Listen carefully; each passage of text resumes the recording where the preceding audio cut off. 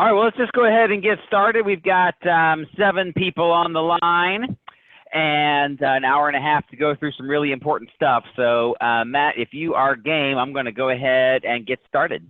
Sounds good. So welcome, everybody. This is Closing the Deal Part 2, and we're going to build on what we focused on last week, which, as you remember, is understanding conservation a little bit from the landowner's perspective. What does the data say about who they are? They're mostly old white men, with some exceptions. If they're farming, odds are they're probably not making very much money off of that farm. And then the question that hangs over the farming community generally is, who's going to take over the farm when I retire? And for many, that is a question for which there is simply no good answer. Many of the conservation practices that we are hoping these landowners will adopt have benefits for the landowner directly, as well as environmental benefits. And I encouraged you to understand the benefits of these practices for that landowner and open your pitch with why these practices are good for the landowner, and then to close your pitch with talking about why they're good for the environment and why that means you're willing to help with carry some of the load to get them done. All of the insight that I'm sharing with you here in this course comes from extensive interviews, surveys, focus groups with leading agricultural outreach specialists from Michigan and then the 5 states around the Chesapeake Bay. So it's not perfect by any means, a representation of the entire country, but input from people in your watershed have given us some of the advice that we have received, and that's what we're channeling for you here today. And I'm going to start with a story. Today we're going to be talking about networking and the cycle of these deals as they close. So let's imagine here we are somewhere in a part of your watershed, somewhere in Indiana, somewhere in Michigan, and we're at a high school soccer game. I promise I'm going somewhere with this. You're at a high school soccer game, and this woman sitting right here watching the game is a farmer, and she and her husband run a farm in the area, and this gentleman standing right behind her is a conservation professional, NRCS, Conservation District, Land Trust, something along those lines, who has his eye on their farm as a candidate for some kind of a conservation practice that would improve the St. Joseph River or one of its tributaries. Now, for a savvy conservation professional, running into one of your target landowners out and about is always a great opportunity. It's an opportunity to strike up a friendly conversation, make some small talk, establish some trust, and maybe get some insight. So here they are watching the high school soccer game, and there's the conservationist, and he sees the landowner, so he strikes up a conversation, and he says, "Hi, Denise, is your son playing today?" And she says, "Well, yes, he's graduating this year. He's only got a few games left." Sniff. She's sad. She's sentimental. And the conservation professional says, "Oh, yeah? What's he going to do next year?" Now, this is a totally friendly, non-committal, non-threatening, soft talk, small talk that might occur at any kind of a social gathering. And yet this savvy conservation professional knows that the answer to this question right here, this innocuous small talk question, is going to tell him a lot about what he needs to know about what's happening on that farm. Maybe she's going to say he's going off to college. And if her son is going off to college, well, now he knows that there's one less pair of hands on that farm next year, and he's going to run into concerns about maintenance and labor of these practices, and anything that he can sell as some kind of a labor-saving device may be a win for her.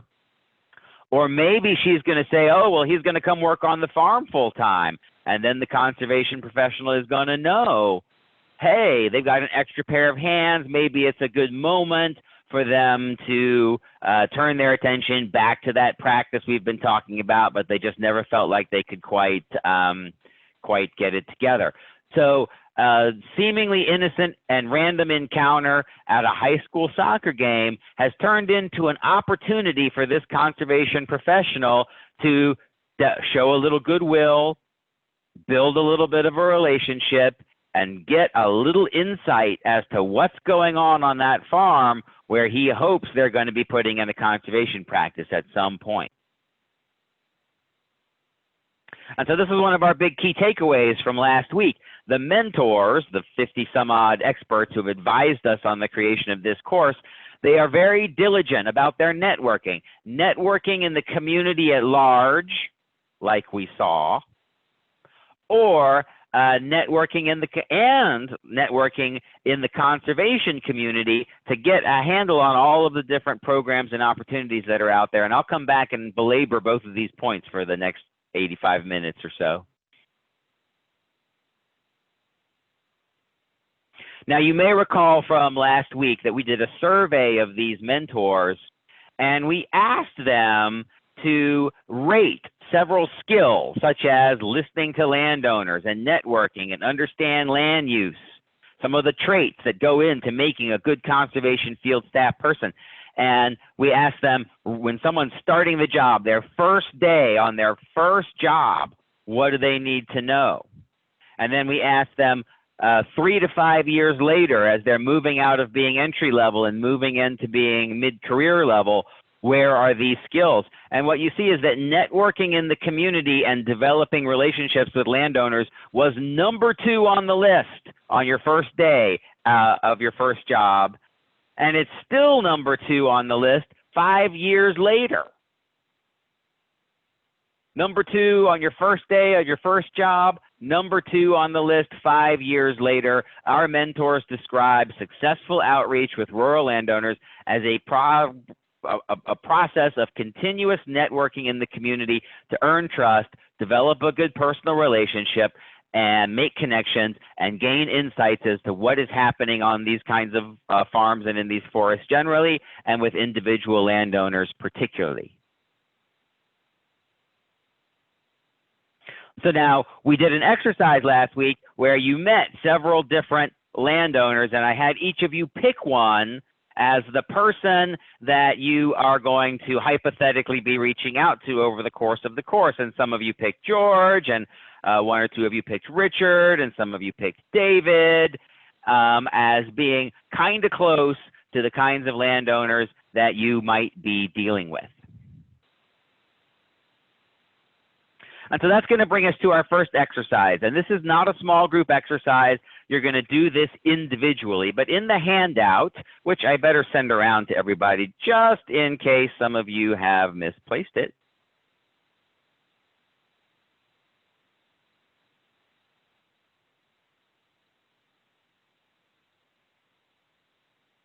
so if you look in the chat box, you'll see the handout if you don't have it from last week or from earlier this morning when I emailed it. And so now this is page 10. And what I've got is a matrix.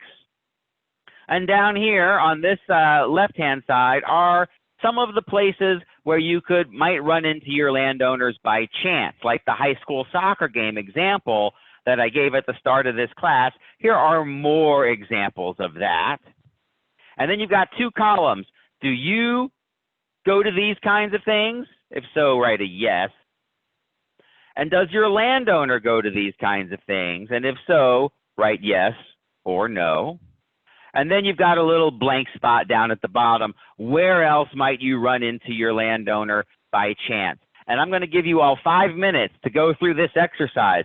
Places that you might go to, places where you think that landowner you're reaching out might show up, and any other place you might think of that's not on the list. So I'm going to give you a couple minutes to work through that, and then we will discuss.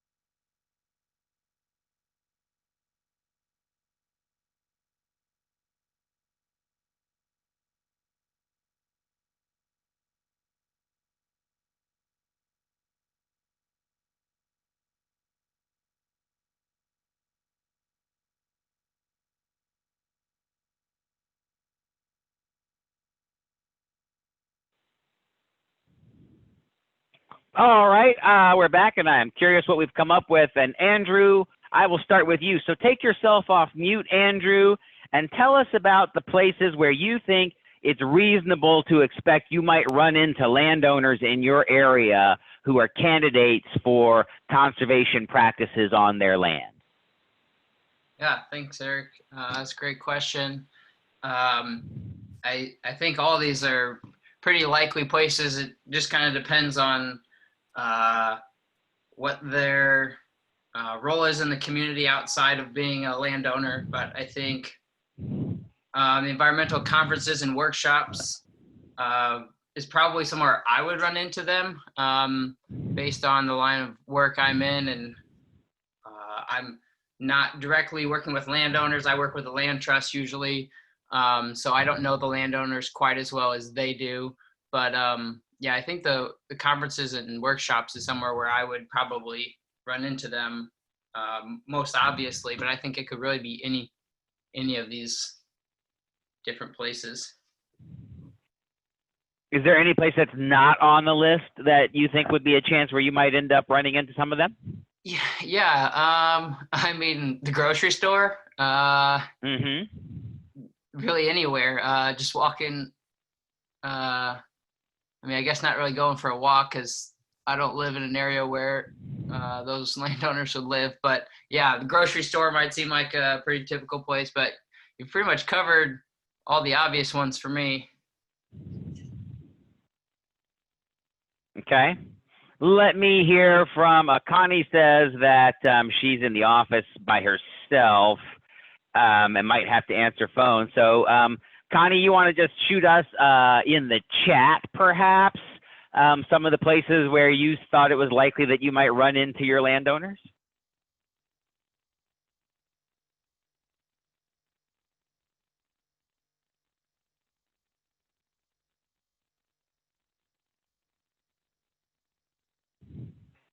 She might be on the phone. Let's hear from Diane. Diane, where would you run into some landowners? I was just looking at the list. The only one I can think of would be like the farmer's market we have twice a week. That would So be, all of these other items, you just wouldn't do those? oh, no, I'm not saying you wouldn't do them. I'm just saying that's maybe another one that would. I mean, That would be on the list. Oh, that would be one of the areas down at the bottom, something that isn't on the list, but where you would run into them. right. Do you go to like bingos and 5Ks and volunteer at the food bank and that kind of stuff? Me personally, are you saying?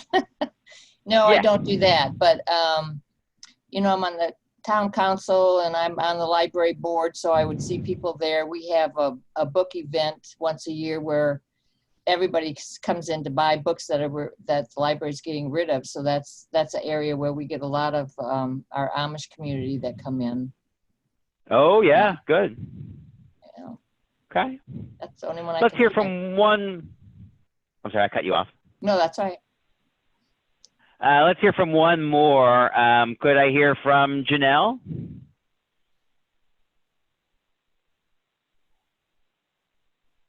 So there's 2 or 3 people on this call that don't understand this. So for me personally, my family, we don't go beyond the 4-way stop in Borland. So I don't get out a lot other than grocery store work and potentially go to a restaurant. And I chose James, and I don't know about James to really tell you where I'm going to run into him because there's not a lot on here, whether he has children, anything. So I might run into him in the grocery store. I don't know. I struggle with this because there's nothing about James other than he wants to inherit his parents' land and sell the property, and he's losing trees due to insect infestation. So I'm not much help. So you're on a speakerphone, I gather, or you're using the laptop mic, and it's really hard to hear you. You would probably have better success if you were using a headset to participate. Just a thought. But yes, I did hear that because of COVID, all of these opportunities are greatly diminished And that is one of the unfortunate consequences of the pandemic. One of many, of course, is that some of this casually running into people and striking up a conversation is, for the time being, on hold, and you might not even recognize them if they are wearing their mask. So I do hear that loud and clear. I presume that better days will come. Okay, so what we're going to talk about next is how these deals tend to go down, start to finish. And by the time we've gone through kind of these 6 steps, I think you're going to understand why sometimes it seems to take forever for this stuff to get done.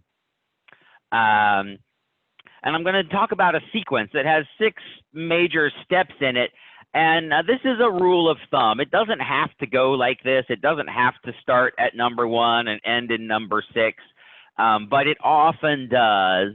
And your likelihood of skipping some of these steps goes up after you've developed a lot of trust with the landowner, and maybe you've done one thing with them on their land or on their forest or on their farm, and now they have had a good experience working with you. The subsequent deals will probably go a lot smoother. But for the sake of getting our arms wrapped around what is happening over the months and years that it takes for these things to come together, it is helpful to think about this particular sequence.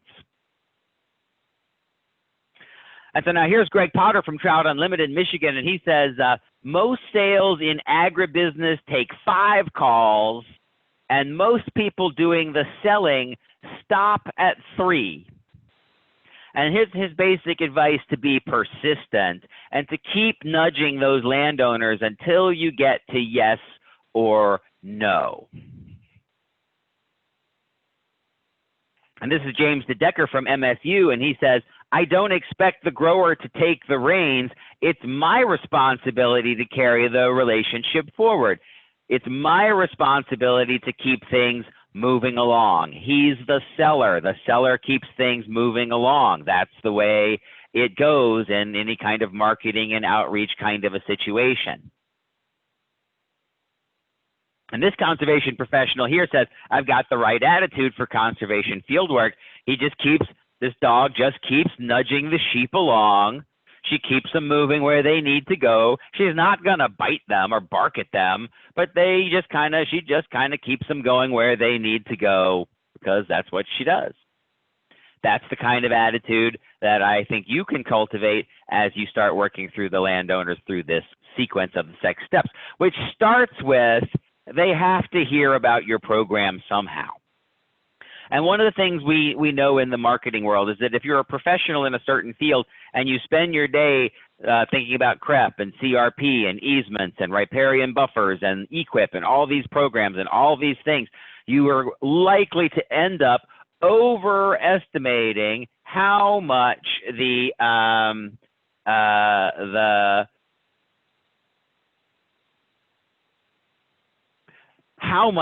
people you're trying to reach understand these things. There are still many, many, many farmers and forest owners and landowners out there who are really unaware of the programs that you have to offer and some of the improvements that you can help them make on their land. Now, that's why my buddy Bobby Weiscarver says you need to market and remarket your programs.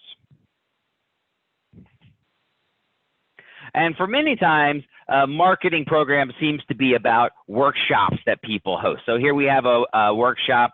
This is the Hill Country Alliance in Texas for conservation easements. This is San Juan County in Washington State, fall cover crop workshop. Here we are promoting workshops to explain to landowners exactly what it is we offer and how it might benefit them, and that's great.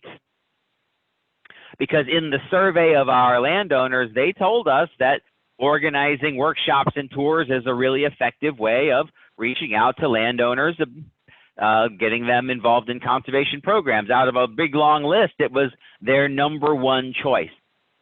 But now that begs the question, if you're going to host these workshops, how is anybody going to find them?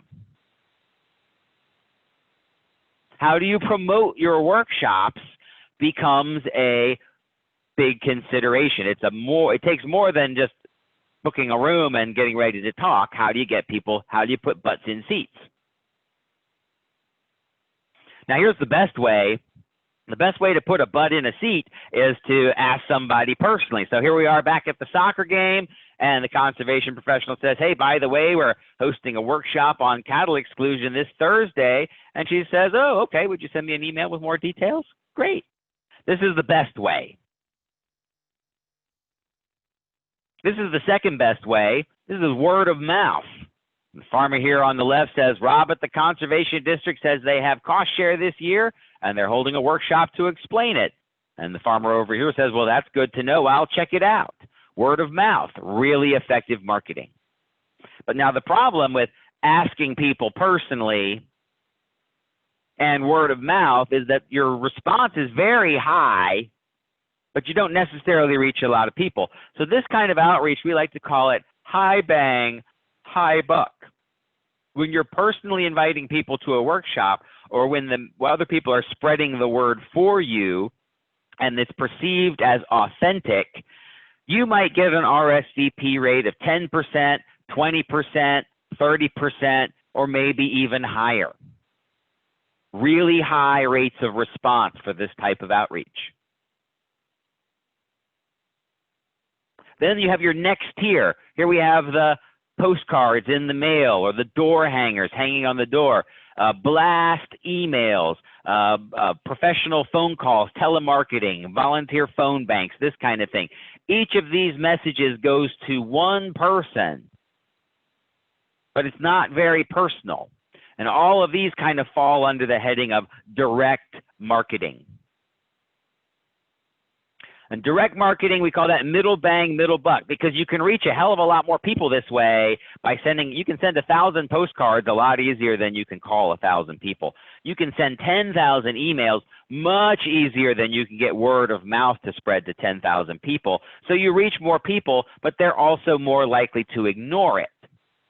So when you're using these direct marketing methods like email blasts and postcards, you might get response rates somewhere between 0.5% and 5%. It's likely to be in the single digits.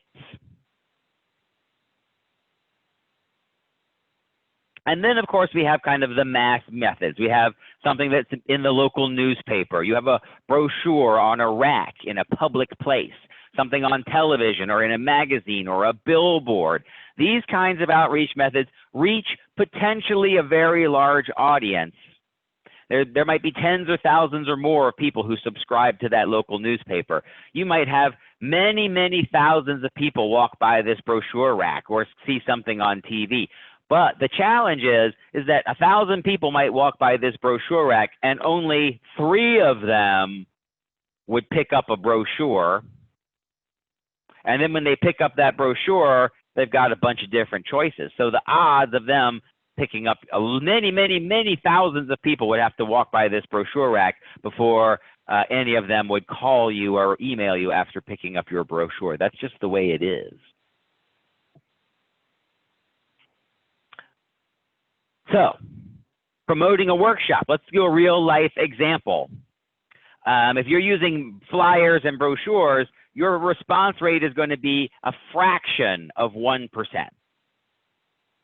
So now here's an agricultural workshop. Let's run through the numbers here. This is called Pesticide Buffers Workshop, and it's from the Soil and Water Conservation Society. So let's just imagine that there are 100 farmers within a 10-mile radius of this workshop. So you've got a pool of 100 farmers to recruit from to come to your workshop. So now if you call 100 farmers on the phone, and you get a 32% response rate, which would be pretty typical if you called them all on the phone personally, you'd have 32 farmers show up at your workshop, and that would be great. You would feel that was a big success. But what if you don't have all their phone numbers and you don't have time to call them all personally? So instead, you send an email to 100 farmers instead of a phone call. Well, now you get a pretty typical response rate of 5.7%, which means that only 5 or 6 farmers show up. So as you've switched from the phone to email, you've gone from 32 farmers showing up to 6 farmers who's showing up. The only thing that's changed is how you promote it.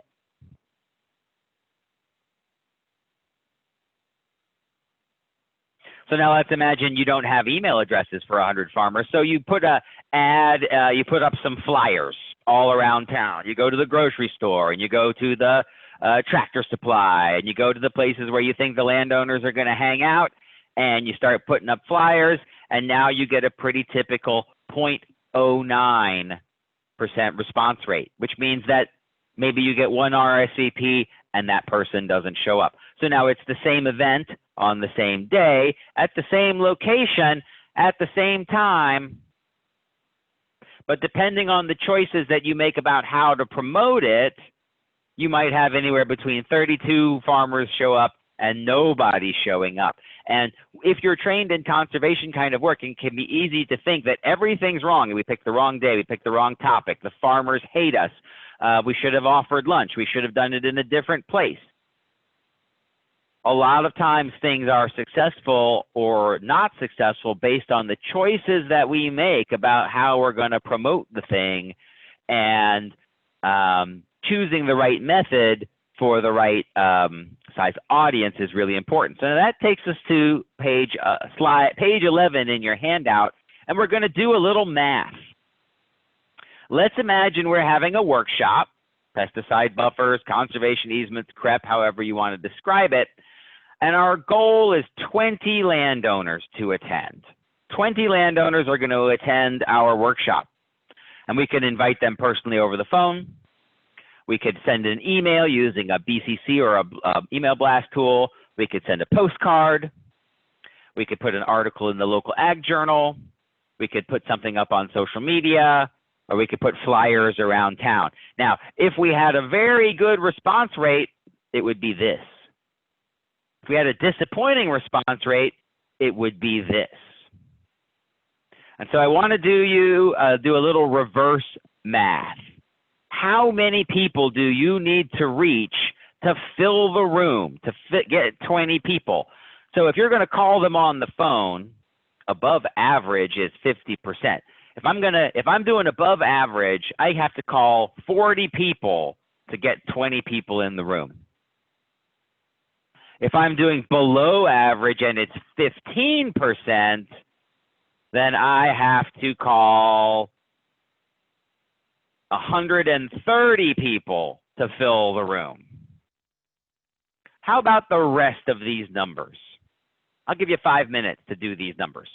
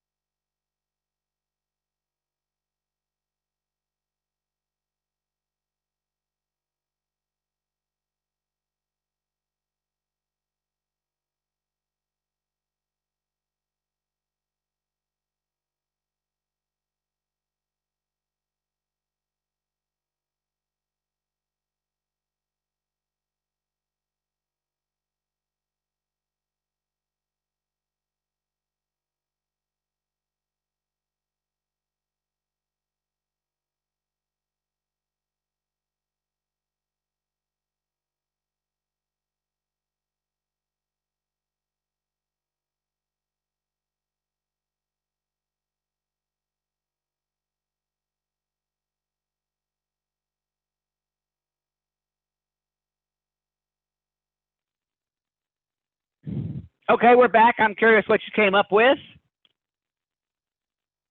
Let me hear from Tyler. Tyler, since you just joined us, let's talk about postcards. If you need to get 20 people into a room and you're using postcards, what's your best case and your worst case scenario for how many postcards you need to send?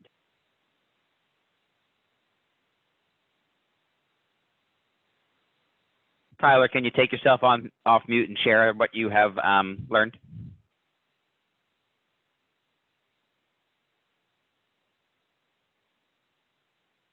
Tyler says he doesn't have a mic. Tyler, you can do it using the chat box.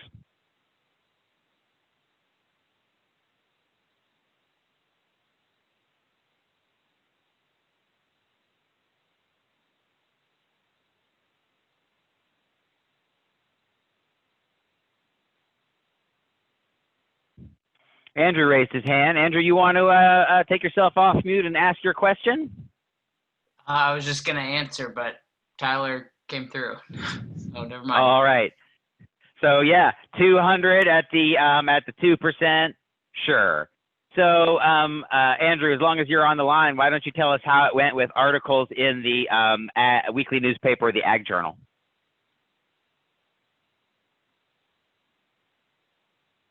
I had 4,000, but hope that's correct.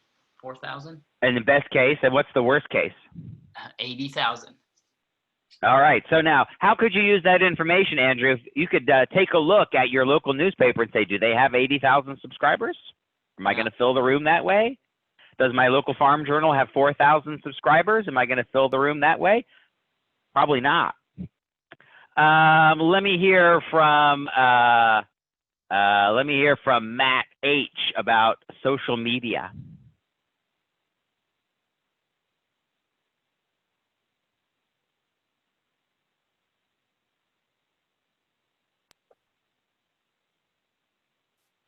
Yeah, so I had 40,000.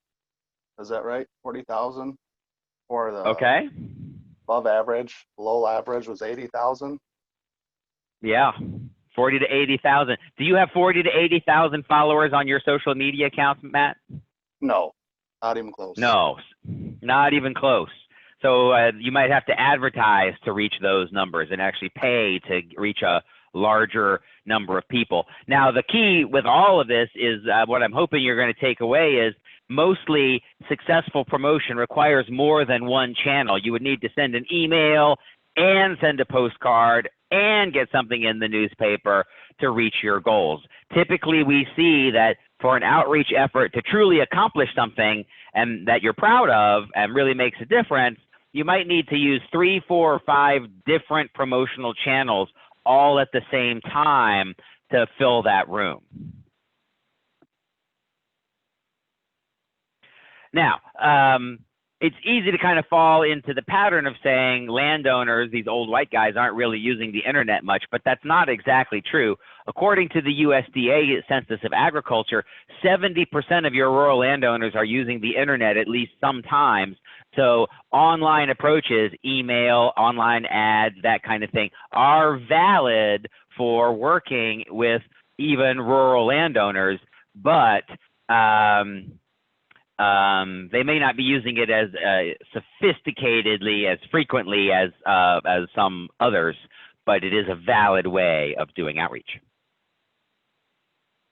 Now, of course, the Amish are not using social media, email, et cetera, et cetera. Is not a good way of reaching them. Speaks back to the importance of the face-to-face networking, the relationship building, and the mail when you're talking about the Plain Sect. So in terms of the Plain Sect, our mentors did have a couple of tips, and their 2 big ones was designing some of those workshops that you might be hosting just for the Plain Sect. Do it in a location that's easy for the Plain Sect to reach, even if they don't drive. Focus on the workshop content on the needs of the Plain Sect, who may not have mechanized equipment for the maintaining of their fields, et cetera. Designing workshops, especially for the Plain Sect, and speaking to their direct, unique concerns and making it the location relevant for them is super important. And the other big tip is hiring a retired plain sect farmer to be the liaison and make introductions is something that our mentors spoke about very strongly. Knowing that plain sect can be reluctant to do business outside of their community, there may be someone who would be happy to work for you to help make some of those introductions. So now you're out there promoting, you're calling, your emails, you're sending postcards, you're putting stuff on social media, you got it in your newsletter, you got a billboard by the side of the road, and sooner or later you're going to get a nibble and someone is going to contact you interested in this program. Now, the way it's working in farm country a lot of days is that they might call you on the phone, and a handful of them might still stop in and see you in person. They'll just come on into the office unannounced. But increasingly, we're seeing all across many areas of society that this kind of initial contact is shifting to a web form. And so here's one. This is the Farm Bureau in Michigan, and it's a contact form that someone uses to get the ball rolling on purchasing farm insurance. And contact forms can be a very valuable way of starting the ball rolling because you can ask questions like this. Please select your preferred method of contact: phone, email, text message, best time to call. The person filling out that form can give you information about how they like for you to work with them best using the form, and these forms will write their contact information right into your Outlook, and if it's set up right, somebody can put this information right into your website, and then all of it is right there in your phone right away. And they're much less likely to spell their own name wrong or mistype their own email address or mistype their own phone number. So steer them into a web form if you possibly can, and that'll make life more convenient for you.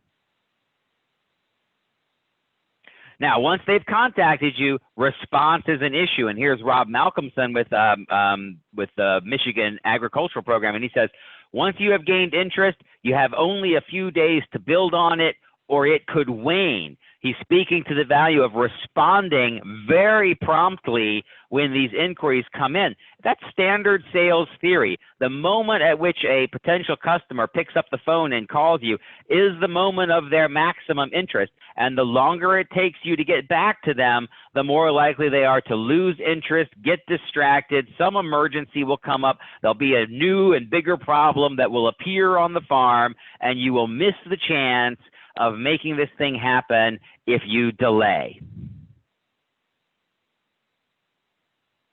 Now, it's what the mentors tell us is after they've gotten that first contact, what they are angling for is that big moment when they get invited out to see for themselves. They get invited out to the farm, they get invited out to the woods, and they get to see the situation for the very first time and begin to develop this personal relationship for the very first time.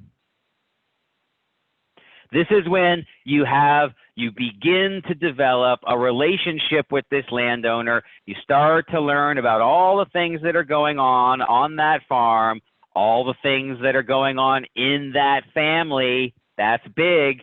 Most of these farms, many of these farms and most of the forests have 2 or more owners, and the dynamic and the relationship between those 2 or 3 owners is critical to having them come around and say, yes, we're going to do this, that, or the other thing. And you really start to get a sense of all of that the moment that you arrive on the property for the first time. It's a big deal. Our mentors stress the importance of basic good manners. Call to confirm that you're welcome. Show up on time. Be polite. Don't track mud in the kitchen. All of that really basic good manner stuff is crucial at this moment, that first visit in particular, because you're trying to build trust. And here we have a quote from Abraham Lincoln. Now, you might not think that Abraham Lincoln would know a lot about farm conservation, but he knows a lot about dealing with people. And he said, when I prepare to meet with a man, I spend 1/3 of my time thinking about what I'm going to say, and 2/3 of my time thinking about what he is going to say. And that is good advice. Before you go out to that farm or that forest for the very first time, anticipating as much as you can, thinking about whatever clues have been dropped so that you show up in the frame of mind ready to listen to that person. You have maybe some sense about what they might say, but you want to keep your ears open and keep your mind open in case they surprise you and throw you a curveball, which they will do. Now, we surveyed our mentors, as you know, and we asked them about the ideal first meeting out on the farm or the forest. And boy, they were really clear on this point. 45 of them said that the landowner does most of the talking, I do most of the listening. Almost half said that was the ideal first visit. More than half said we talk and listen in equal amounts. Only one of them said that he talked more, that was a he, well, would talk more than the landowner. Talking too much is the consummate rookie mistake. Let me say that again. Talking too much when you visit the landowner for the first time is the consummate rookie mistake. And the veterans earn trust and bring people around to the idea that they're going to make some change on their farm first and foremost by being really good listeners. They're listening to that landowner talk about what's going on their farm. They're listening to that landowner share some of the challenges and the problems that they are facing, so that when the time arrives for the professional to pitch a conservation program, they can open with how it solves the landowner's problem and close with how it benefits the environment. And they're able to open with how it solves the problem for the landowner because they listen to the landowner tell them what the problems are. On the first visit, our mentors suggest asking big open-ended questions. What are your goals for this property? What are you most proud of about this property? What were you hoping to get from our visit today? Open-ended questions that invite the landowner to open up and share what's happening on the property. What are they trying to do on the property? Maybe they'll start to drop some hints about the family dynamic, and the landowners encourage you not to ask questions like, have you considered a riparian buffer? Have you given any thought to an easement? Do you have any soil and water concerns? This is our agenda, and we will get there. We will get there. Don't go here right away. Go here first. Let the landowners do a lot of talking about what they see and how they experience it, so that when it's time to come to these solutions, you're able to open your pitch by talking about why easements or buffers or cover crops or no-till or whatever is a good fit for that landowner because you've listened to that landowner. Now, Josh Appleby with MDARD says it's important to be complimentary about the things that are good about the opportunity. They may have well have invited you out there because they have a problem and they might be feeling a little defensive about that. So being complimentary about the things that you see that are good is a great way to get the ball rolling. So now we're back to meeting our chosen landowner. Maybe it's David, maybe it's George, maybe it's Richard, maybe it's Patricia. And on page 12 in the exercises, we've got some icebreakers, things that you might do to get the conversation started, to get off on the right foot when you're out on that farm or out visiting that patch of woods for the very first time. You can ask them for advice. You can compliment, yes, you can ask them for advice before you offer advice. You can compliment them on some aspect of the operation that seems to be going well, make a little chit-chat about farm equipment or livestock, follow up on some earlier conversation, show them that you remembered what they told you, which is a great sign that you care. Maybe drop a name of a mutual acquaintance that you have. So it's exercise number 7. I'll give you 4 minutes to think through some of the various icebreakers that you might use in the opening minutes of your conversation with the landowner that you're going to be working with.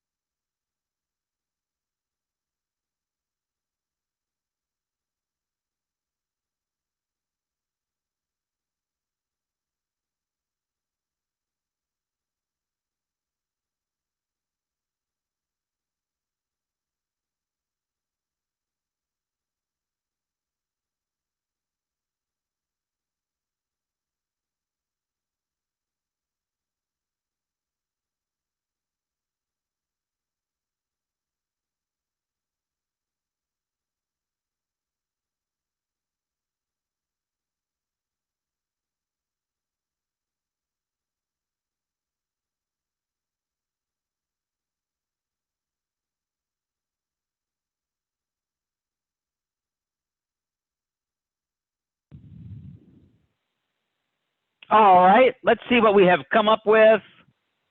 I want to hear from Christopher Martin.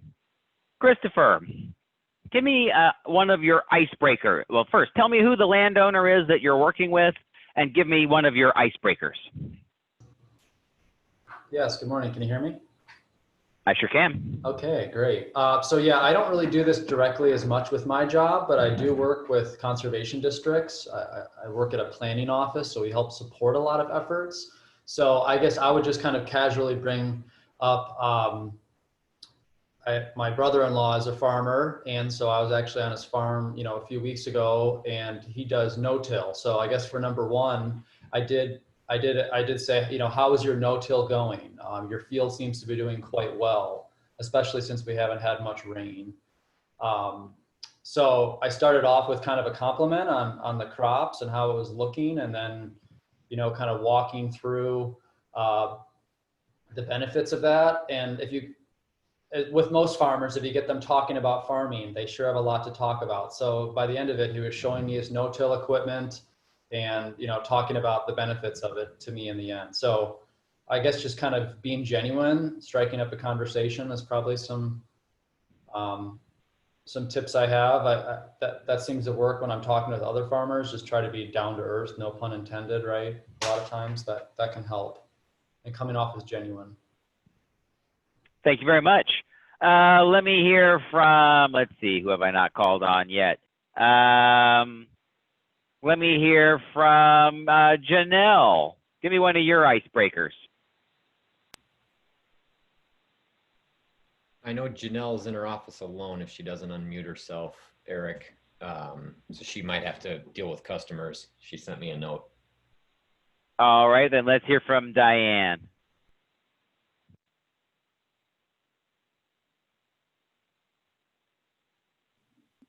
Okay, I really don't deal with any of this, but I think a good, or maybe not good, but a question might be if, in reference to the farm equipment, like what do you think is the best feature of that tractor, and how has it helped you in your day-to-day living life? Okay, yeah. Farm life?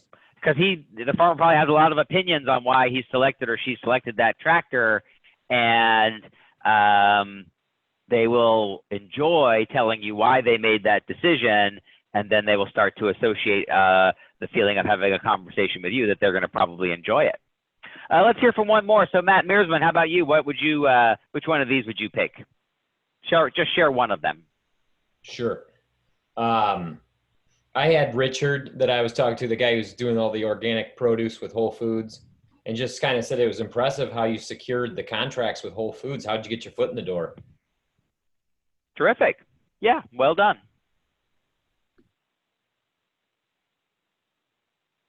All right, so this side is mostly a joke, but the gentleman here says, am I indecisive? Question mark. Let me ask my wife what she thinks, and I'll get back to you. Now, all too often it goes like this. This is kind of a joke, but it does underscore one of the key factors that is affecting this work, and that is that there is very high likelihood that the farm or the rural area will have 2 or more owners who are family members. And before any decisions are made about a forest management plan or a nutrient management plan or an easement or a buffer or whatever, it is likely that 2 and possibly 3 family members have to agree to it. And most likely, when you are starting the ball rolling, you're only talking to one of them. So there is a process of talking to one of them and widening that loop. And so this is Jim Williams with USDA, and he says, on the first visit, it's not that important to have everyone participate, but as we get closer to a decision, you might need to involve the others. He's advocating that you start with whichever landowner you have that relationship with, and to expect as we get closer and closer to the deal getting done, that you might have to then brief the spouse or the brother or the brother-in-law or the tenant farmer or the landowner or. That as you move along, more and more people are going to get involved. And the bigger the deal and the more it's going to cost and the longer it's going to take, the more the other person is going to need to be brought into the fold. So now Steve Law here, our World War II fighter pilot and conservation professional, says, and this is really important, there's usually a clear division of labor if you can figure it out. One operator focuses on the farming and the other keeps an eye on the business, or one focuses on the crops and the other focuses on the livestock. It is entirely possible that in a division of labor situation, the first one that you're talking to isn't the right one to be talking to. If you're talking to the brother who does the crops and you want to talk about nutrient management, you kind of need to talk to the other brother, the one who does the crops. So listening, again, there's that magic word, and letting those landowners share with you who does what around the land can help you figure out which one really is going to be the main driver of the decision and who's going to have what concerns. And then Aaron Satchel says, it's common to have an enthusiastic early adopter person and then a more reserved person who has to speak the bills. So in this kind of a division, it's pretty likely you're talking to the enthusiastic early adopter person who's excited about the new ideas and wants to try a new way. And then the hurdle will come when the more reserved person who's focused on the bottom line weighs in and gets their say. And then with the plain sect, they tell us that the man of the house will probably do most of the talking, and it may look like I call all of the shots, whereas the farm wife, who is keeping her mouth mostly shut, says, I'm paying close attention, and we will discuss it together after you leave. So don't think that because the plain sect male is doing most of the talking, that the plain sect female has no say in things. But they will not reveal that likely to an outsider until there is a great deal of trust. But don't assume that because she's not talking and asking questions that she's not paying attention and that she's not going to have a say.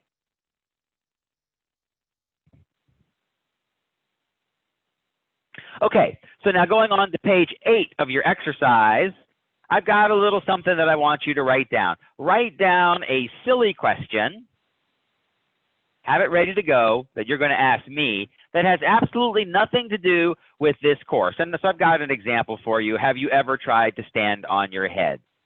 Please come up with your own question, but something along those lines, something that is going to come at me out of the blue. I have no way of anticipating it. You're going to surprise me with a question, and I'm going to have to think on my feet. So I'm going to sit still for a minute and give you a chance to write that down.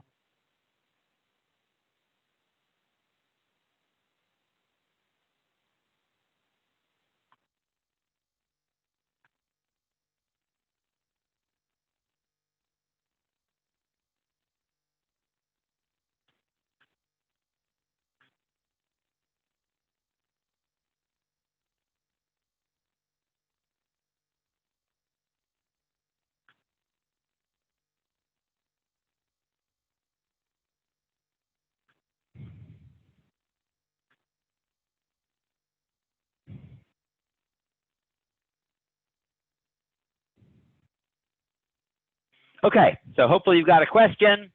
And so now we're going to show the answer in context. So 3 words, landowner words that work, magic words: confidential, flexible, and convenient. You want to go out of your way to use these words as much as possible in your conversation. And I'm going to show you an exercise for how we are going to do that, how we're going to drop these words in again and again. So Jeremy, I'm going to start with you. Take yourself off mute. And that silly question that I had you come up with, I want you to ask me that silly question, and you're going to see that I'm going to somehow put the words confidential, flexible, or convenient into my answer. So Jeremy, go ahead and hit me with your silly question. Okay. Why is there a permanent press setting on my iron? Why is there a permanent press setting on your iron? You know, the honest answer, Jeremy, is I have no idea.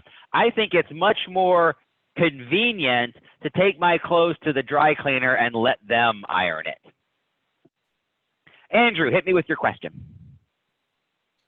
Eric, why do millennials like avocado toast so much? That's a great question. I think millennials find that avocado toast is very convenient to make. I'm just guessing because I'm not a millennial, but it's very convenient to make because all you need is a toaster and an avocado. It's convenient. Connie, hit me with a question.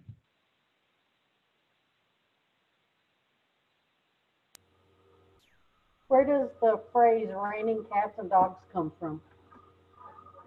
I'm sorry, you were a little muffled. Can you try that again, a little closer to the microphone?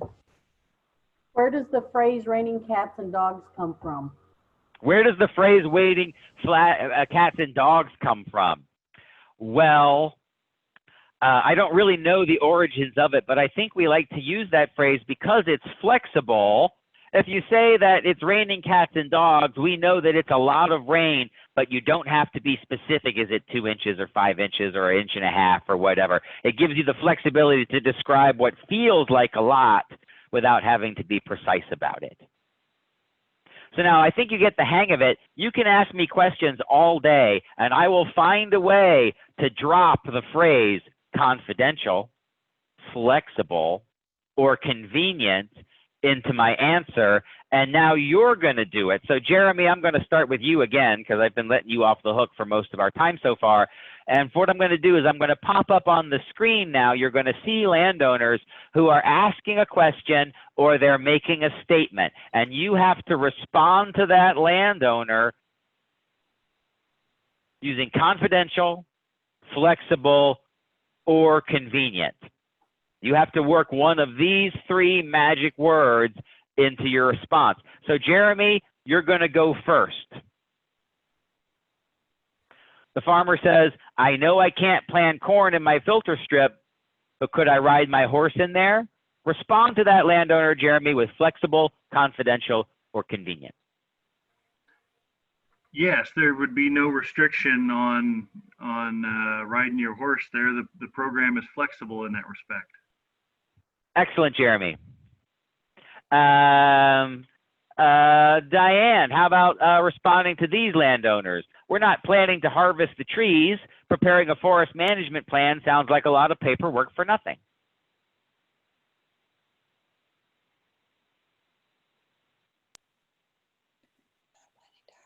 Trees.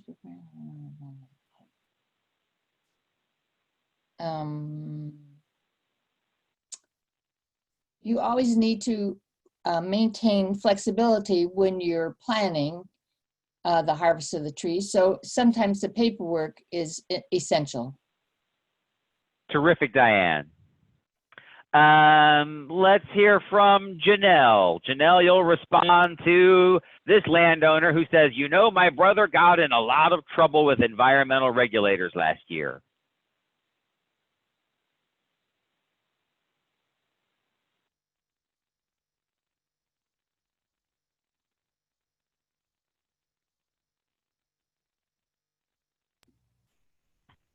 Janelle, can you take yourself off mute and respond to that landowner? She might be on a phone call with a customer. Jeremy, can you take yourself off mute and respond to that landowner? Yeah, so, well, that's kind of a hard one. How about, well, I don't know much about that because those are or I can keep that information confidential, or I don't know. I'm struggling with that one. You're on the right track, because what I think this landowner really needs to hear is that you promise that anything he shares with you, you are going to keep confidential. Okay. You understand that Americans are very hazy on the difference between their local government, their state government, and the federal government. they do not pay close attention to the differences between the various levels of government, and they tend to assume that the different levels of government are in a much higher degree of coordination than we know they actually are. And so some landowners believe that if they share something potentially sensitive with the conservation district, it might go straight to EPA headquarters and land on the desk of the EPA administrator. And what the farmers tell us in our focus groups is that confidentiality is a really huge concern, and they are very reluctant. One of the reasons that they are reluctant to work with anyone who is perceived to be the government is that sense of, I might reveal something about my farm that might be perceived as a violation, and I could get into trouble. So repeatedly promising that your conversations with them are confidential is one of the ways that you can earn trust. So let's go on. Christopher Martin, you can have this one. All right, just a second.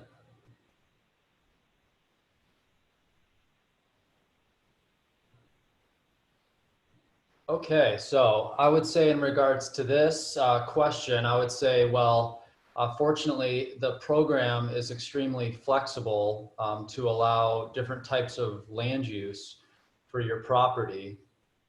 So you can be, when planning going forward, you can be confident that you and your family will come on a decision that you'll both agree with and be happy with this process. Good answer. Matt H., next one's yours.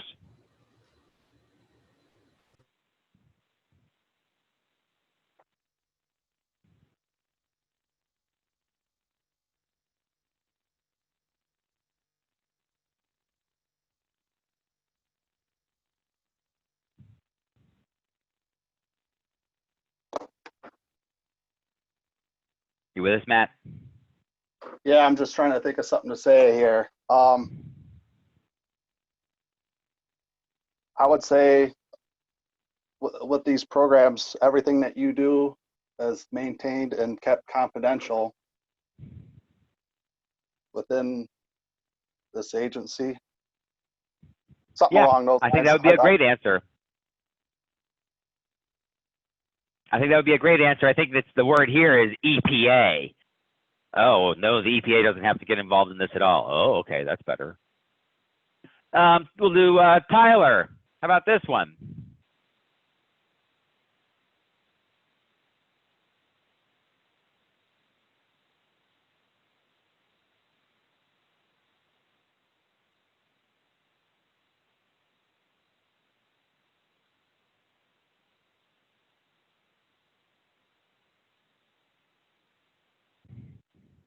Tyler's thinking about it.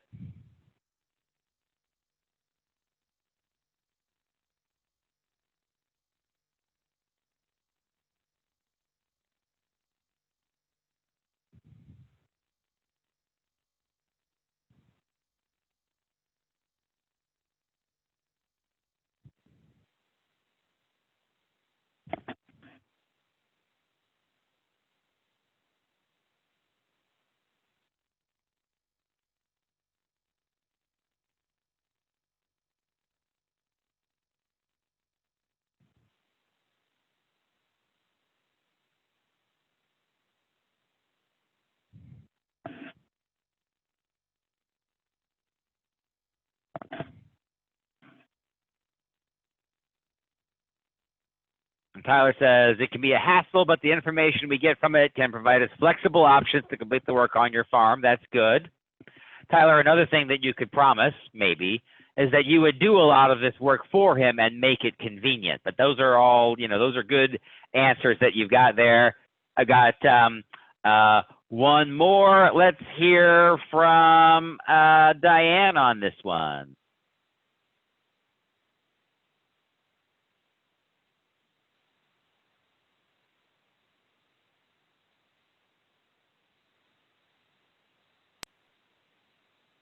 Well, obviously he's not asking for a friend. I would say again, know that the information is confidential and we don't have to report it to the IRS. It's got nothing to do with what we're talking about today. Excellent. That's what he wants to hear. And if it's true, then that's what you should tell him. Last one, Matt Mearsman, this one is for you.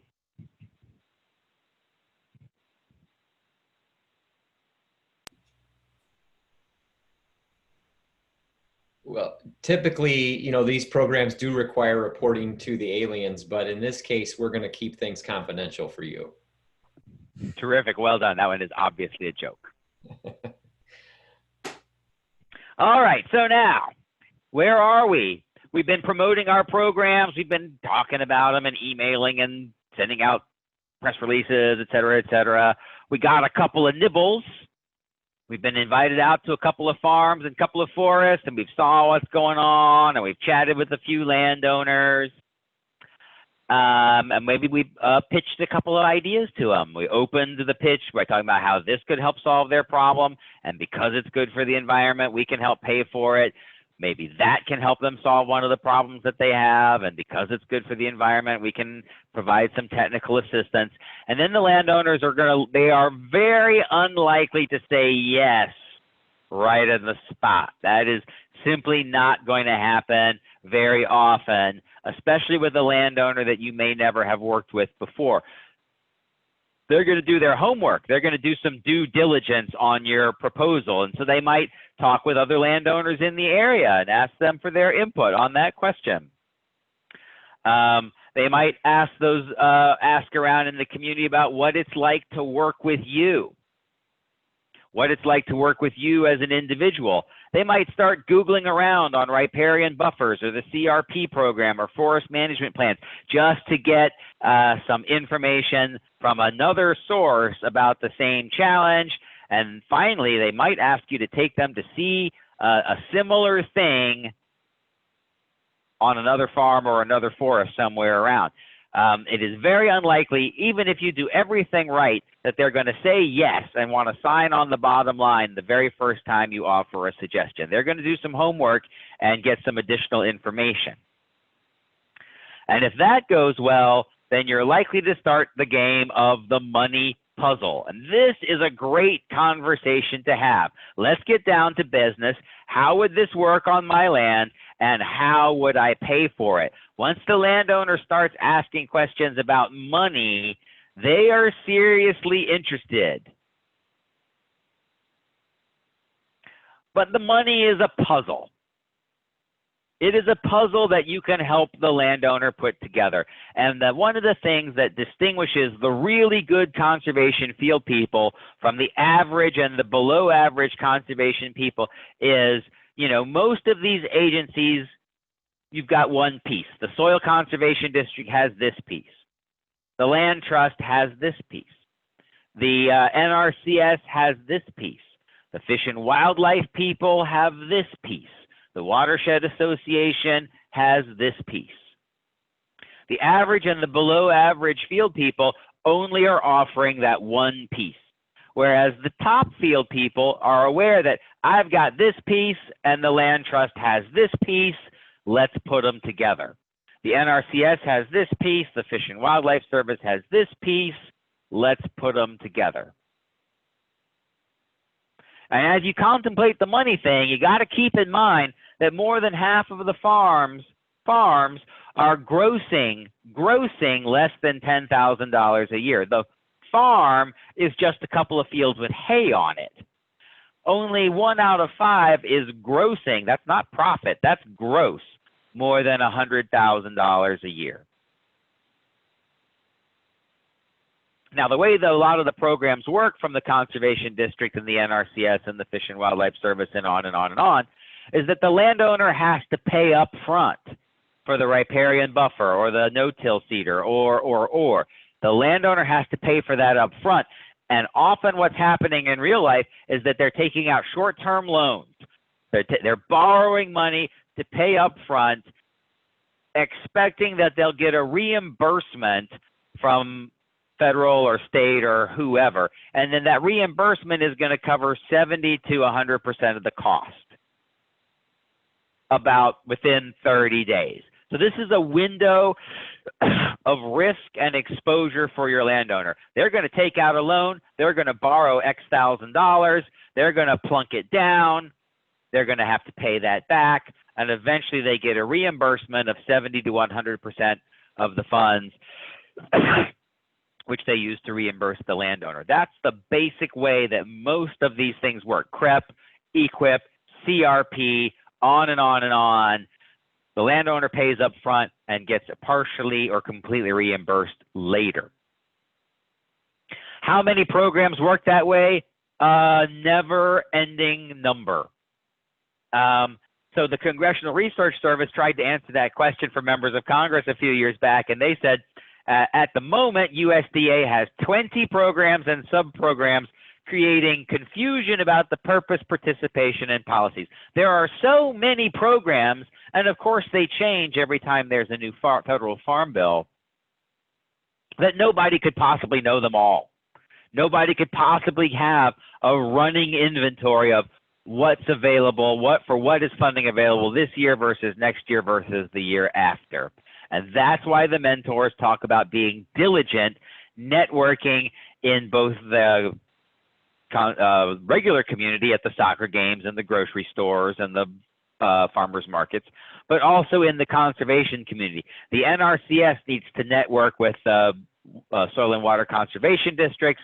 Soil and water conservation districts need to network with the land trusts. Land trusts need to network with the watershed associations, because all of these different, your allies all have different pieces of the puzzle. And if you know what those pieces are, you might be able to put together a bigger and more attractive deal to the landowner than if it was only you and only the programs that your organization administers. Which is what Bobby Rice-Carver means when he talks about building a winning team of you and your staff and your immediate coworkers, and then your wider team of your other allies out there who also have things to offer, and with a little hustle and a little elbow grease on your part, might all pitch in and put together something and take it to the landowner that's really attractive. And so now this brings us to our next exercise.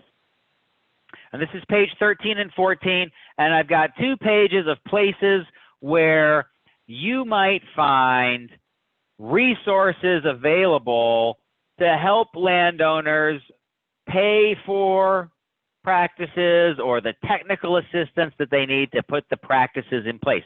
And on page 13, here are the kinds of programs that you will find are almost always in place. There's almost always a conservation district that has some programs. The NRCS has a number of programs. Fish and Wildlife Service has at least one program. These are pretty much available everywhere in the country. They're not identical everywhere in the country, but there's some variation of it just about everywhere. And then on page 14, we've got some programs that may or may not be available in your particular area. And a lot of these are on then the private side. So the land trusts and some of the wildlife organizations and consultants and some local government programs. So I'm going to put you into breakout rooms. And using this list to guide your conversation, I'm going to give you 5 minutes to share with those who are in your breakout room. I'm going to split you into 2 breakout rooms to discuss the financial and the technical assistance that your organization offers. So we're just going to do a little networking. What does your organization have available to help landowners put programs in place? When I do this workshop live in person, the participants often go home aware of a new opportunity for their landowners that they hadn't known was there before. So I'm going to give you that option again. I'm going to put you into breakout rooms for 5 minutes and talk about the organizations that you work for and what kind of assistance programs you may be able to offer landowners. And those of you who are on the line, listen carefully. I think you might find that there is additional resources out there available to help landowners put practices in place that you weren't aware of. So I'm sending you into the breakout rooms now. You'll get a pop-up on your screen that you have to accept in order to be moved into that breakout.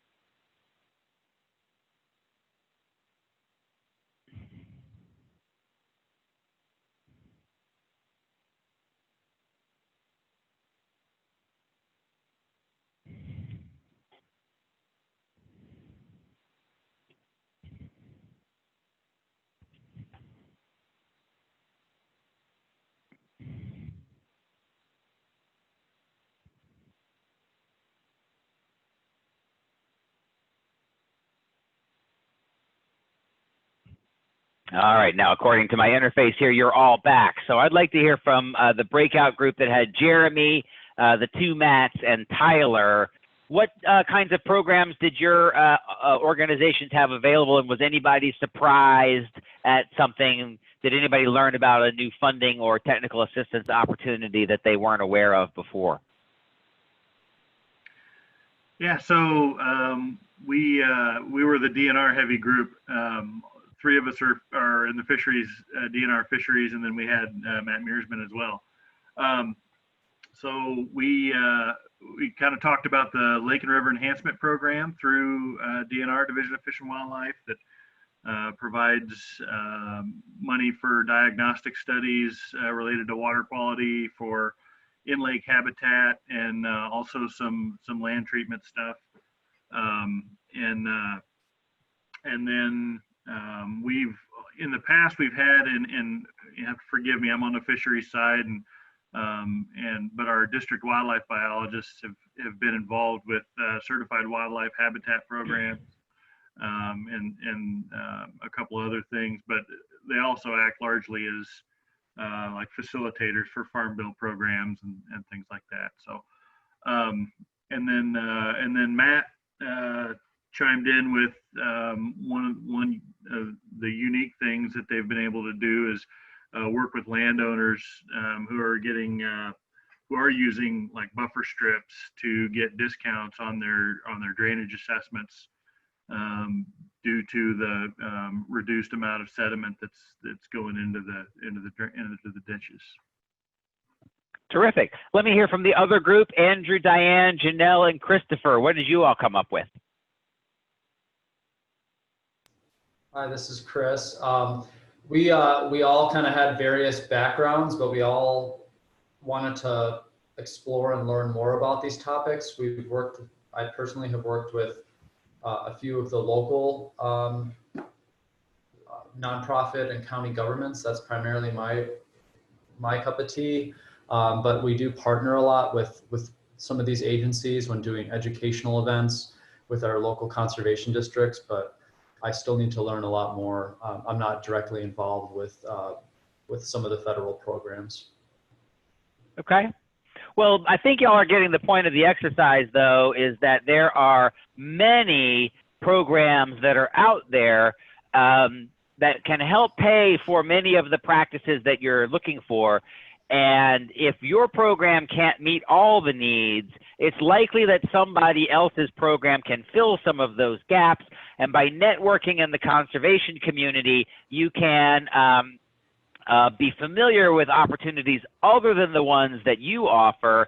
And the top mentors are putting together deals that involve partners, not just the services of the agency that you're working for.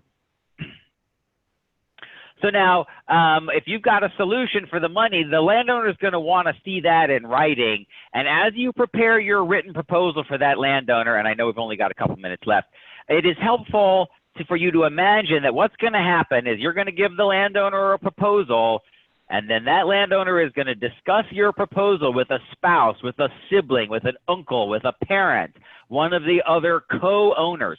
Your written proposal has to be so simple and so clear that 2 people or 3 people can read it and have a conversation about it amongst themselves without you being there to answer questions.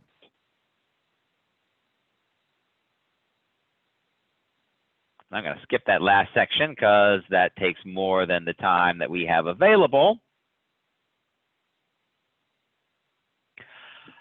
And so let's assume that you have presented that good 1-page, 2-page, easy reading proposal. And the good news is that hopefully after all that work, the landowner is going to say, let's do it. Let's do the easement. Let's do the buffer. Let's do the CREP. Let's do the CRP. Let's do the forest management plan. Let's do the nutrient management plan, whatever it is likely to be. Now, the good news is it took a long time to get this landowner to say yes that very first time. But now that there is a good, trusting, working relationship between you and that landowner, all of the future deals should come a lot easier. And so that's going to bring us to the end of our section today. And this is stuff that my other colleague would use. So we're going to meet again next Tuesday at 9 a.m. for part 3 of this workshop.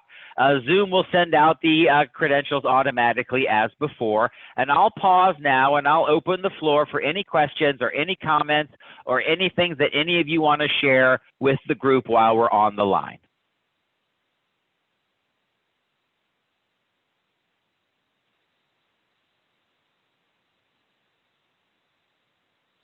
I don't see any hands raised. I'm not hearing any voices.